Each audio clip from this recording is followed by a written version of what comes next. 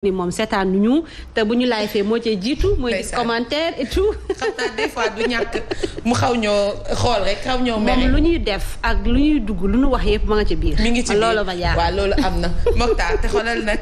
bu nekkul ca live ba mi ngi ñun ci li nga xam te ne mooy suñu ay SMS normal. voilà c'est ça waaye ñu ngi koy nuyu bu baax a baax Karine Traoré ñu ngi lay nuyu. Khalifa Ababacar Mané mon amour maa ngi lay nuyu bu baax a baax Ibou Mafé. ñu ngi koy nuyu. waaye itam kii di Thiandour ñu ngi lay nuyu tamit bu baax a baax Ibrahima Diallo yéen ñëpp nuyu nañ leen en tout cas c'est un plaisir de partager avec vous li nga xam te ne moom mooy émission Subatel door na nag kon ñu nag yéen la interaction la loolu ñu ca gis rek dañ koy daal di waxtaanee soxna. waay ma bàyyi la rek. ñu door nga daal di wéyal nga door. voilà c'est ça. dañuy doore rek kon Mame Sidi ma dem wala ma xaar jingal. demal. Malem d'accord kon merci dinaa ci ñëw ci kanam comme d'habitude rek sama jeeg ba ndey tuuti fas yéen benn côté rafi jaar dinaa ci ñëw du ma ko coof. voilà bala ñoo dugg actualité di wéyalaat dañuy ñëwaat ci gan gi. présenté nga ko sànq di Amina Dieng comme ni nga ko waxee yor lépp lu jëm ci wàllu football féminin ci niveau Dakar régional n'est-ce pas. Amina lii ko gën a indi nag dafa bokk ci boo xam ne tournoi de l'année lañ ko dippee xam nga jigéen ñi ay jàmbaar lañu. foo leen fekk ñi ngi def ay jéego foo leen fekk ñi ngi wuti diplôme foo leen fekk ñi ngi jàng ngir yokk seen xam-xam ci wàll wi ñu nekk di ko rek gën a rek dëggal Amina nga dikkaat ci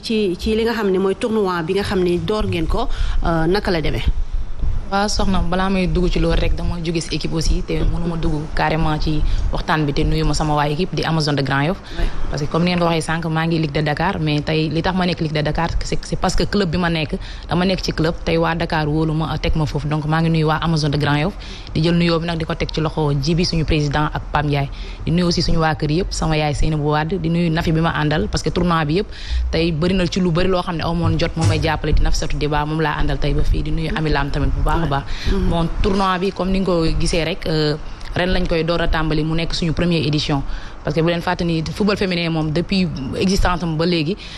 góor rek moo daan jiite instance su Ligue de Dakar te dañu ne football féminin boo gisee léegi CAF ak FIFA tey dañu bëgg di jiital jigéen ñi ci instance yi donc moo tax xale lañ aussi am nañ benn expérience bu tuuti suñu waa équipe aussi gunge ñu moo tax ñu ne pourquoi pas tey ñu dem jiite li nga xam ne mooy football féminin au niveau de la Ligue de Dakar au moins ñu mën a wane suñu bopp mais tey boo gisee football féminin dafa bëri ay lacunes te dañu xalaat ni tey lu bëri mënuñu di ko kaas wala ñu toog di ko wax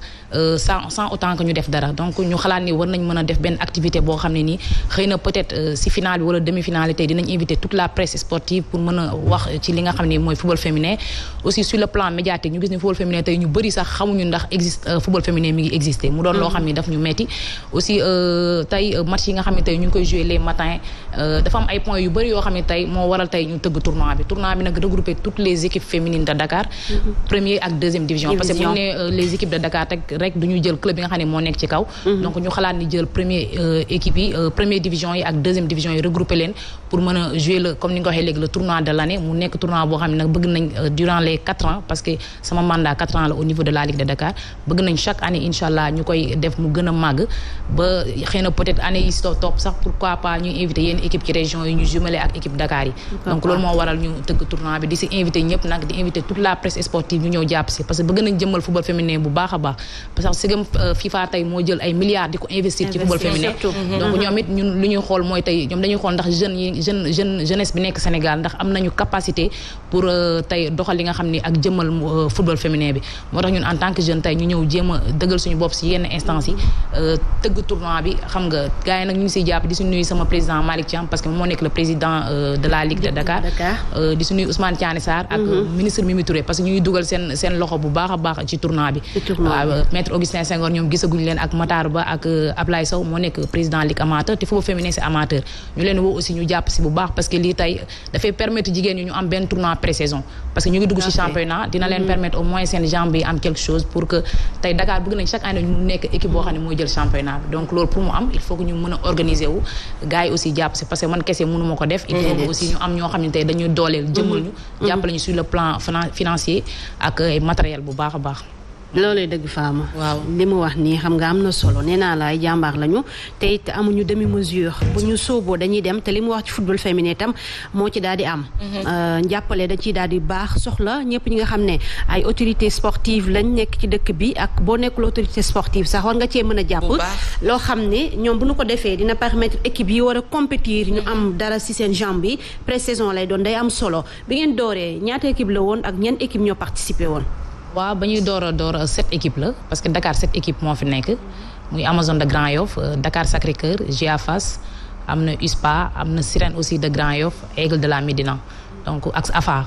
7 équipes la mais ba ñu demee ba ci càppandaw ba affaire di waajeeg si Sirène ak Amazone dañu retiré wu. pourquoi ñu retiré wu nag bëggoon nañ participer ci tournoi bi lool. waaw mais dañu gis ni léegi football féminin chaque année tey da ngay gis club day ñëw équipe day dem si morom équipe am recruter fa 7 joueuses. te ñoom dañu dem ba benn moment boo xam ne amatuñu woon ay joueuses donc ñu nekkoon ci phase de recrutement nekkoon di defaraat xam nga di et tout donc ñu waxtaan nañ nag ak man woo ma téléphone. parce que tey mënu ma nekk Amazone de Grand te sama équipe aussi du participer dirigeant yi aussi métti na leen trop mais du seen coobare. Pape Laye aussi bi nekk Sirène tamit ma woo waxtaan ak moom mu ne ma Amina actuellement dañu toll si defaraat bu baax a baax mais année prochaine dinañ si jàpp donc actuellement 5 équipes rek ñoo participer. muy AFA de Grand Yoff GA Fass Dakar Sacré-Cœur USPA ak Aigle de la Médina mais tournoi bi dañ ko def tournoi play-off éliminatoire direct parce que comme dañuy door tamit bëggoon nañ ko def par poule pour ñu mën a am temps de match mais année prochaine dinañ si gën a xalaat ut dem seet ay partenaires ambassades aussi parce que gis nañu jigéen ñi ñu ngi leen di jàppale bu baax a baax moo tax ren ñu def ko tournoi éliminatoire direct donc dóor mu toog la ñu toll ci phase demi-finale yi parce que joué nañ quart de finale ba pare muy samedi suba incha allah ki nga xam ne mooy Dakar Sacré-Cœur ak Aigle ñooy joué première heure 8h 10h USPA ak AFA di joué deuxième heure ñoom ñooy suba mooy demi-finale mu nekk ay match choc nag. parce que gis à l'écran ni programme bi. waaw moo nekk nii 8h 10h Dakar Sacré-Cœur ak Aigle 10h nekk USPA ak AFA mu nekk ay match choc parce que ñoom aussi nekk nañ les meilleures équipes si côté waxuma sax Dakar mais Sénégal. parce que boo xoolee Dakar Sacré-Cœur ba mu ñëwee ak léegi yàggul mais performance yi mu def moom récemment moom moo demoon Ligue des Champions parce que moo jëloon championnat bi Aigle aussi tey toll foo xam ne nii dafa nekk ci defaraat parce que ku fa nekk di bandel ba nekk fa di fa liggéey bu doy waar AFA tamit noonu GA Fass tamit noonu donc suba match yi moom match choc la donc ku ko tardé moom xam naa di nga tardé lu neex a neex incha allah final nag ñu ngi leen invité bëgg ngeen ñëw jàpp si bu baax a baax parce que bëgg nañ mu nekk événement bu rëy boo gisee ñu def ko jour ouvrable def ko mercredi soir parce que dañ bëgg presse sportive bi yëpp ñëw parce que gis nañ ni gars yi góor ñi lañ gën a jox cër que jigéen ñi championnat bi weekend bi comme ligue professionnelle bi ligue 1 ak ligue 2 gis nañu presse moom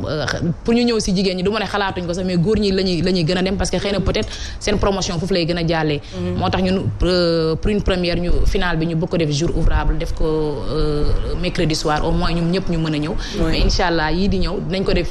weekend parce que ñun tam li góor ñi di am war nañ ko mën a am bu baax waaw di jouer suba gi 8h am na ñoo xam ne yeewu fajar gi di dem seetaani match dina doon du 10 si ñoom donc ñu nit bëgg nañ di jouer ngoon si xam nga ñu jëmmal ñu di ñu seetaan parce que fédération FIFA dafa dugal xaalis bu bëri des milliards ci football féminin exiger sax équipe yi ñii dem ñuy am équipe féminine léegi. c'est ça dañ koy exiger léegi. da nga koy gis sax est-ce que amuñu championnat yi tamit. jigéen ñi ca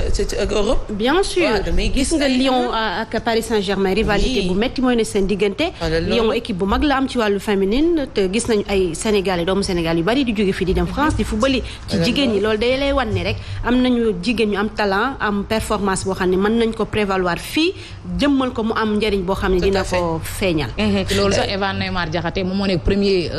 fille bi nga xam ni moom moo njëkk am contrat professionnel première division. depuis existence football féminin ba léegi ñu ngi door a am jigéen boo xam ne dafa dem France rek signé première division. muy joué ban poste noonu. attaquante la mooy numéro 10 équipe nationale bi. Awa Diakhaté ñu gën ko xam si Eva Neymar. Sénégal daanaka ñu bëri xam nañ ko. mais loolu fierté la si ñun. ñu gis tey jigéen dem signé fa première division parce que yi daan am yëpp ay national lañ daan signé tout. deuxième division aussi. mais moom dafa dem rek directement signé première division ñu ngi koy ñaanal yàlla aussi tamit mu am ca ndam ba ay moromam aussi topp si incha allah. amiin un jour soxna foog naa invité nga fi ma Yacine Mar. muy wax bay waxaale ci football féminin bi ba ñun sax d'ailleurs ça nous avait incité pour ñu def football suñu biir ñun ñii ci kër gi. man moom góol laa dee def na waaw man moom maa ngi ci camp ya foofu laay daal nekk mais xam naa incha allah final bi. danañ dem daal di seetaan ni ndax loo xamante ne la dafa nar a gis leen sax naka ngeen di defee et tout et puis lenn laa bëggoon xam tey ku bëggoon tey am na ay club yoo xam te ne mooy club yi ngeen lim nii foofu lañ mën nga fa dem tey su ma bëggoon bu ma demee Dakar Sacré-Cœur moo ma gën a jege. mën naa fa inscrire ñu tàggat ma un peu. effectivement te doo fay wala loo xamante ne la comme yéen vous en fait c'est quelque chose que j'ignore vraiment ah ndax dafay demee comme góor ñi ànd ak bas âge la. ba yéeg comment ça se passe yéen par passion vraiment mooy tax jigéen daal di koy def mais naka la fay demee. waaw par passion la tey mën nga bëgg football parce que bon boo gisee en Europe. foofu noonu day am ay U15. U16 c'est-à-dire ni ngay am ngeen loolu exactement. bon si yenn amuñu championnat U15 U17 équipe nationale rek la ñu am U17 mais booy door a ñëw nekk xale dinañ la tàggat parce que am na âge boo xam ne boo ko amul waroo compétir donc boo amee ay 14 ans 16 13 ans yooyu noonu dinañ la tàggat former la parce que football aussi dafa laaj formation dafa am ay base tey mënoo tëb rek bëgg dugg ci terrain bi non c'est pas trop tard kon DC jege na la boo demee gratuit parce que pour terminer c'est gratuit boole ma ci U25 yi rek non te xam nga boobu foog naa c'est pas trop tard am na ñoo xam dañu am ba 27 ans ñëw ne dañu bëgg football ñëw un an après parce que après football mettiwul ay système la rek boo dajee coach boo xam ni sur le plan physique dina la tàggat bu baax nga nekk ko aussi koo xam ne na koo xel ñu jàng la ni ngay taxawee et tout après da ngay compétir boo compétiree boo adapté rek jeex na te xam naa ne boo ñëwee di nga adapté kon dinaa adapté bu baax a baax en tout cas parce que bëgg naa ko Ousmane Bodian xam nga lamb ji am na woy bu ñuy wax naan bu doon lamb jigéen sax jeex na kon foog naa football gi tam bu ñuy doolelee ñii non am na solo parce que man mi ancien sportif la jot naa joué Aldo Gentina muy génération Souleymane Camara y'en a beaucoup mais Souleymane Camara lañ gën a xam foofu sax laay gën a ñëwee parce que man dama seetlu ne ñoom ils n'ont pas trop de visibilité dëgg yàlla kenn du leen gis aussi bëgg naa xam ñaata équipe ñoo constitué championnat bi aussi est-ce que les régions sont concernées est-ce que ci équipe yi région yëpp am nañ ay équipe yu bokk ci championnat bi mais surtout côté visibilité bi parce que vraiment on les voit pas quoi waaw côté Ziguinchor damay laajte rek ndax région yëpp am nañ équipe féminine quoi waaw bon de manière générale en région yëpp am nañ ko bon yenn équipe yi am na région aussi yu ko amoon tey lu mel ne ay Louga mais amatul parce que tamit loolu tamit bon de football féminin ci mën naa ne si 4 ans yi si ginnaaw wala si 2 ans yi si ginnaaw dafa am 7 équipes yoo xam ne dafa dee te loolu du yoon parce que jëmalewul affaire yi kanam mais région yi tey lu mel ni Ziguinchor côté boobu mu ëpp équipe féminine côté Tamba aussi gars yi léegi ñu ngi siy dugal seen loxo Saint-Louis aussi am na Dakar moom moo ëpp équipe féminine bon côté boobu la mais am na région yoo xam ne nag ba léegi amagul équipe féminine mais aussi ñu ngi si jéego yi seeni aussi mi ngi ciy liggéey bu baax a baax mais am na 7 équipes yoo xam ne tey lu ci mel ne ay Océan déggatuñ ko Amazone de Yeumbeul Médiour xam nga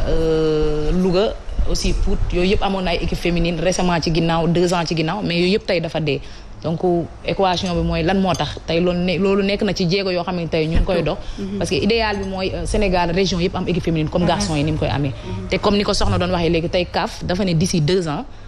équipe élite yi nga xam ne tey amuñu équipe féminine duñu participer ci Ligue des champions te mi ngi mel ni Jaraaf bu amul équipe féminine même bu nekkee champion du Sénégal du participer Ligue des champions waaye exigence la pour ñu mën a indi ay équipe féminine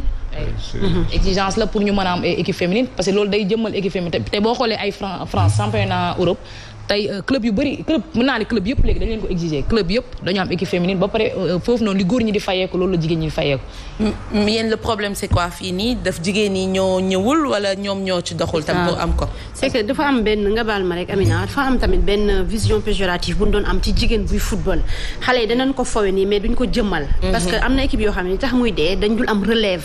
ñu leen mën a remplacer loolu indi woon na fi sax am na benn programme FIFA boo xam ne ak direction technique nationale bi ñu dugal benn tournoi boo xam ne ci biir école yi la pour permettre mi ngi noonu pour permettre ñu mën a am ay xale yoo xam ne intéressé wu nañ ci football est-ce que tamit jàppoon ni Amina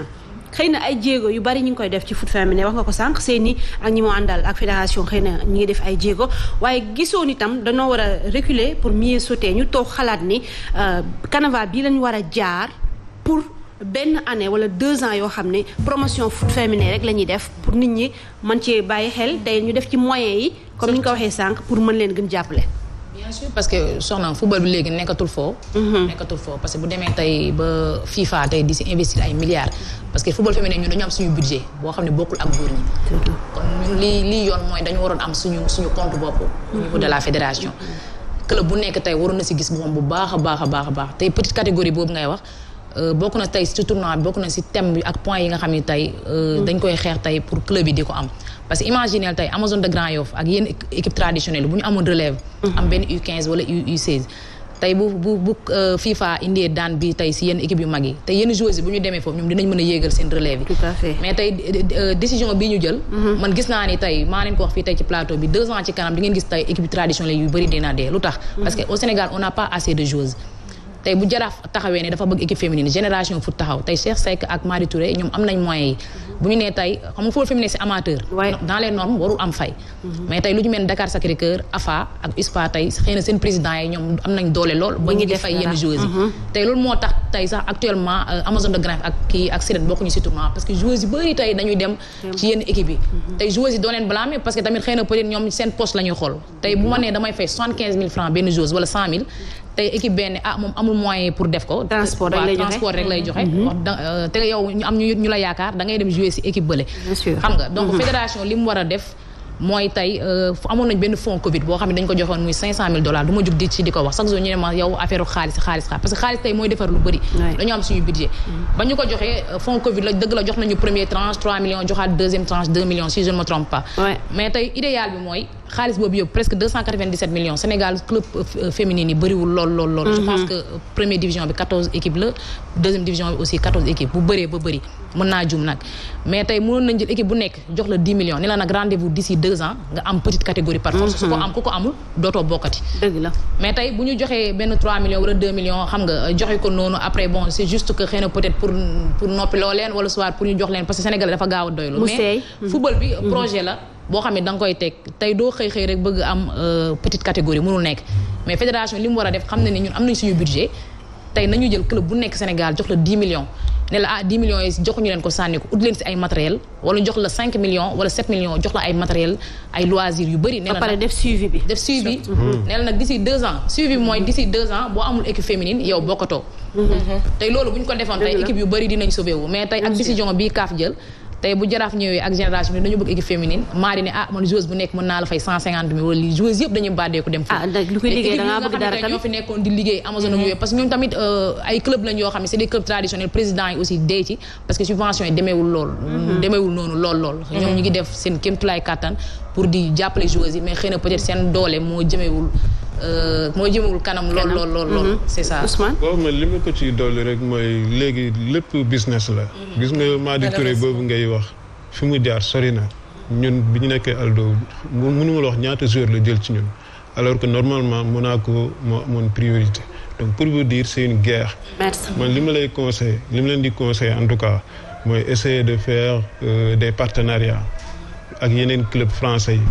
bon je peux pas dire Lyon Marseille Paris mais essayer en tout cas de faire des partenariats parce que financement moom bu amul. franchement objectif yi ça va être compliqué. ça va être compliqué football léegi muy lépp loo gis business la.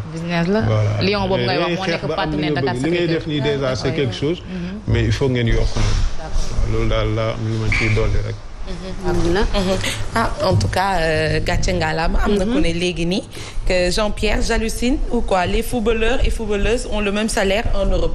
wax na ko sànq. waaw wax na ko kooku moo tax xam naa kii daal di ne ci moom la ko déggee. xam naa mu daal di am jaaxante en tout cas ne leen entreprise yi jàppale ndax ñoom itamit ci seen i ay tournois yi nii. dox leen ci les sponsors. pour ñu ñëw sponsoriser leen ak yeneen ndax li ngeen di def am na solo. te it comme ku am championnat ku ko gagné sax mënoo dem. Ligue ndax amul Ligue des champions ndax amul équipe féminine ci gannaaw. kon loolu baax na loolu lañ indi quoi di leen doole leen xaatim la bu ñu xaatim pour permettre loolee yëpp ngir jëmmal comme li mu wax lu jëm ci foot féminin te jigéen nag war nañ leen mën jàppale ndax ñoom mën nañu jaay mën nañ spectacle te it ci li nga xam ne ñoom ni ma ko waxee sànq bu ñu duggee ci mbir duñ ci dem ak demi mesure dañ ciy def li nga xam ne mooy wareef bi kon day am solo ñu jàppale leen bu baax a baax ñu dem actualité laata ñu tëj ak moom exactement soxna kon bokk ñu daal di dew ci actualité rek Infocan jour J moins presque même pas 30 jours hein. Oui. Et les informations les news c'est quoi information yi bari lool CAF daal di tontu ginnaaw ba nga xamee ne chaque jour nga dégg ñu ne dañuy annuler CAN bi du am di duri yóbbu ko fee yooyu yëpp ay wax la yoo xamante ne si juste pour déstabiliser li nga xam ne mooy bi les compétitions comme Afrique ñoom ay mu ko sañee wax dañoo ay suq lañu en quelque sorte ñoom jàpp nañu ne lu leen arrangé wu rek waruñu ko mën a def ci biir réew mi te suñu ay joueurs xëy na ñoom ñoo leen employé waaye fii leen jugee te it dañuy bëgg a dellusiwaat fii ngir football ndax seeni dëkk loolee tax bi kuyee boobu fuité li nga xam ne mooy association européenne des clubs ECA menacé FIFA ak CAF ngir bloquer internationaux africains yi nga xam ne ñoo fa nekk te ñu war leen a convoqué Coupe d'Afrique des Nations 9 janvier 6 février ca Cameroun ndax nee nañu ci variant Omicron bi nga xam ne wax nañu ko ci jamono joo xam ne fa la ëppee lu jëm ci wàllu Covid ci seeni réew la ëppee ñu jël prétexte boobu waaye CAF def na conférence de presse ngir wax tamit modalité yi nga xam ne jël nañu ko ñoom itam jëm ci wàllu xeex Covid bi ci wàllu compétition bi ba tax na dañuy am exigence yoo xam ne teg nañ ko surtout ci ñi nga xam ne ay supporters lañ war a ñëw doole ci seen ay équipe loolee day firnde ne rek kon Coupe d'Afrique des Nations bi ñi ngi ci wàccaay gi ñi ngi ci dernier réglage yi le 9 janvier incha allah dinañu ko door foofee ca Cameroun waxuñu benn yoon ndax dañuy fiye ci li nga xam ne CAF moom lay wax ndax moo organisé benn yoon report wala délocalisation te moo ëpp solo fake news yi jaxase na xel ba saa su nekk rek nit ñi daal di réero waaye yow heureusement bañ la amee soxna Fall Ndiaga Yaram saa su nekk nga daal di ñu ko fàttali ñu jàll ci programme de la 4e journée de la Ligue 1 et 2. voilà 4e journée championnat national Ligue 1 la ñuy tàbbi wax programme bi nii lay daal di tëddee Dakar Sacré-Cœur samedi suba ak Jambar 16h30 lay xew ci stade Alassane Djigo Teungueth FC l'actuel leader di dalal ca Ngalandou Diouf 16h30 ba tey Ndiambour de Louga choc war a dox ci diggante AS Pikine mi fekk Jaraaf de Dakar Iba Mar la nu koy jongante Génération Foot ak Casa Sport tam beneen choc la dinañu ko wéyal dimanche Linguère di dalal Cneps Guédiawaye ak US Gorée Mbour Petite Côte ak AS Douane loolee Ligue 1 la ñu tàbbi ci Ligue 2 bi suba Sonacos bu ñoon Malick Fall ak Duc dinañu ci laale Demba Diop ak Stade de Mbour Ñaari Tali Thiès FC ba tey ci samedi bi Renaissance dina fekki Oslo daje ak moom bu 16h30 jotee ci stade Amadou Barry dimanche bi Port di dalal Jamono Fatick Kër Madior ak Walidane lay doon Amitié FC ak US Wakam ñoo ci war a daje naka démb nag suivre ngeen li jëm ci conférence de presse avant match yi diggante ñii di Jaraaf de Dakar ñoom ak AS Pikine diggante Cheikh Gueye ak Massamba Cissé mbébét bi benn la match la boo xam ne ñoom ñëpp reconnaître nañu ne dina metti trop waaye match la boo xam ne tam ak teyaange da ciy baax jëmmal sa bopp comme saison bi ñu dooree ak léegi yàggagul 4e journée ci la ñu toll waaye teewul ku ci nekk wax nga sa bëgg-bëgg mooy fexe ba remporter le succès pour gën a mën a rek dooleel sa équipe ci li nga xam ne mooy championnat national bu Ligue 1 bi gis nañ tam diggante Guédiawaye ak US Gorée ñoom itam seen ay coach janoo nañoo taskatu xibaar yi ci ligue professionnelle ba waxtaane match bi tamit lan moo leen ciy xaar. En tout cas ñoom tamit ñu ngi gis seen continuité wu ay programme waaye dañuy daal di jóge soxna ci football bi daal di tàbbi ci karaté bi mémorial Zapata de maître Ndiaye Diop. voilà dinañu ci dikk léegi di fàttali rek ne association bi ëmb syndicat entraîneur yi wax nañu ne dañu janoo ak taskatu xibaar yi tey jilee 16h lay doon ca siège CNTS loolee nag mbébét ngir ci seen quête d'ouverture et de partenariat bi nga xam ne ñu ngi koy amal ngir le développement du football moo tax entraîneurs yi daje